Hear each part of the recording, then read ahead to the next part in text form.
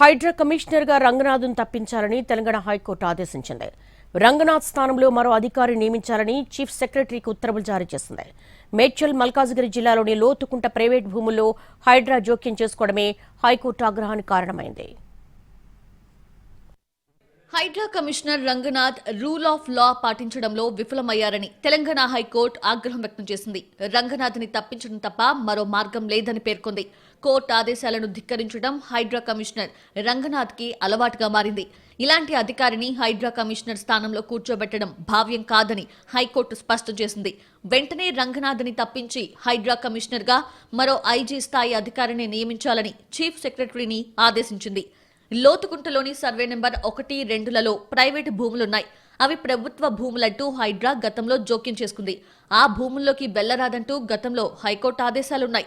10 రోజుల క్రితం మరోమారు ఆ భూముల్లో ఉన్న కట్టడాలను తొలగించడం వివాదాస్పదమైంది. ఆ భూముల యజమానులు హైకోర్టులో కోర్టు ఆదేశాల ధిక్కరణ పిటిషన్ వేశారు.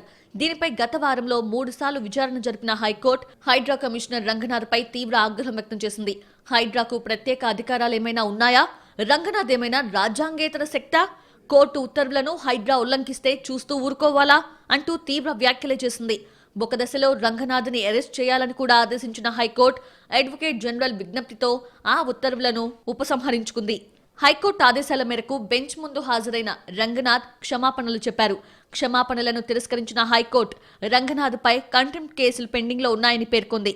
కోర్టు ఉత్తర్వులను ఉల్లంఘించిన వారిపై చర్యలు తీసుకోకపోతే ప్రజల్లో నమ్మకం సన్నగిల్లుతుందని అభిప్రాయపడింది.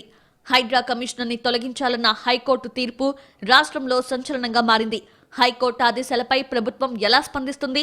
ఆదేశాలను అమలు చేస్తుందా లేదంటే సుప్రీంకోర్టుని ఆశ్రయిస్తుందా? చూడాలి.